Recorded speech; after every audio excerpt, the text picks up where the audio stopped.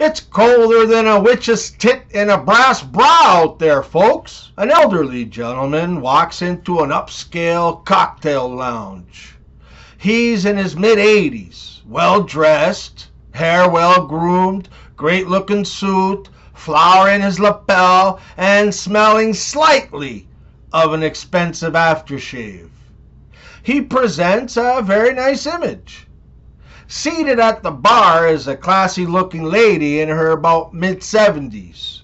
The sharp old gentleman walks over and sits alongside her.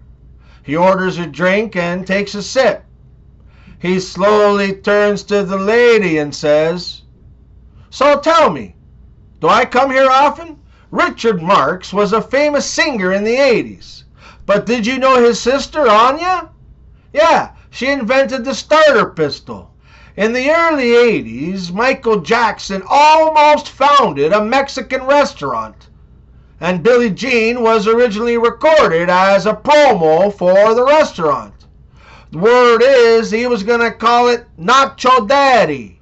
What did the 90s computer say to the 2000s computer? You've got mail. But it's all spam.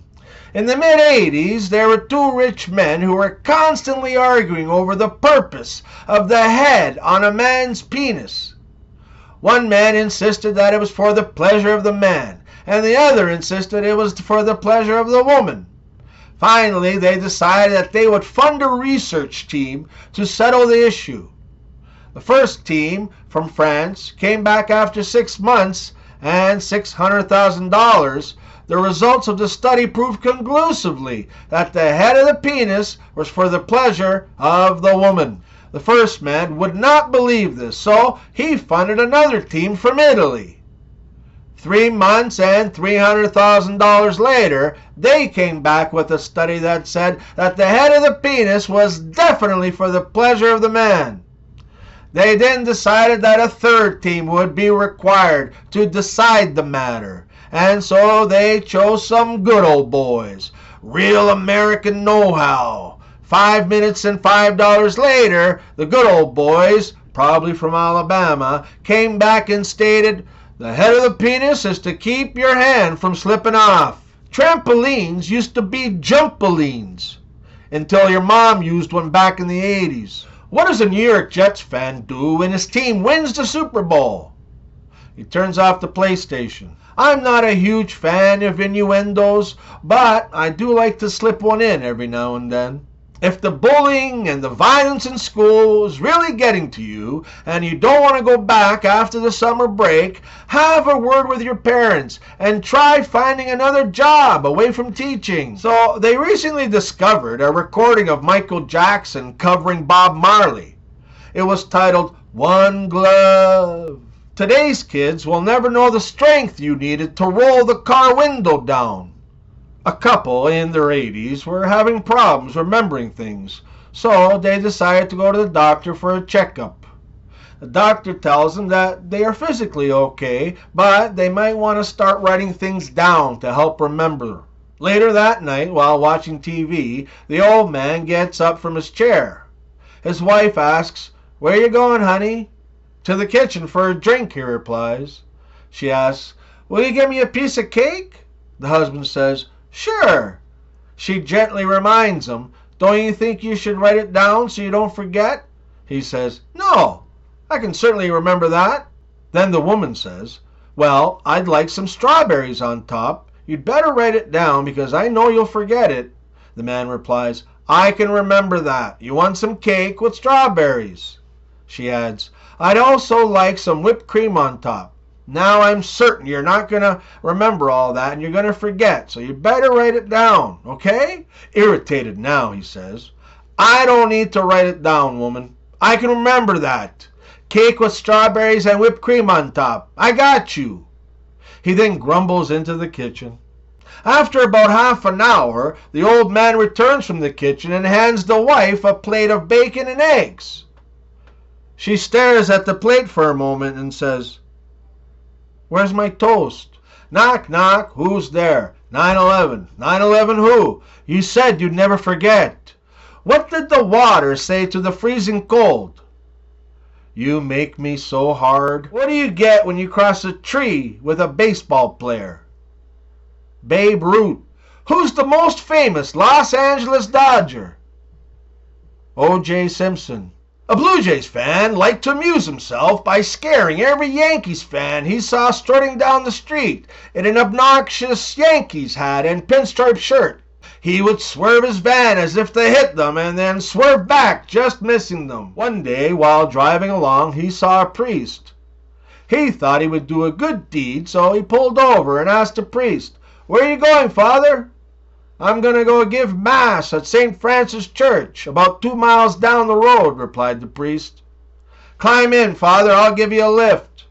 The priest climbed into the passenger seat and they continued down the road. Suddenly, the driver saw a Yankees fan walking down the street, and he instinctively swerved as if to hit him, but as usual, he swerved back onto the road just in time. Even though he was certain that he had missed the guy, he still heard a loud thud. Not knowing where the noise came from, he glanced in his rearview mirrors, but he didn't see anything. He then remembered the priest. "Oh, I'm sorry, Father. I almost hit that Yankees fan." "That's okay," replied the priest. "I got him with the door. Yo mama's house is so small, you gotta go outside to change your mind." A secretary walked into her boss's office and said, "I'm afraid I've got some bad news for you." "Why do you always have to give me bad news?" he complained. "Tell me some good news for once." "All right, here's some good news," said the secretary. "You're not sterile." John's working alone late at night at the lumber yard, pushing a tree through the buzzsaw, and he accidentally shears off all 10 of his fingers. He goes straight away to the emergency, and the doctor says, "Yuck!"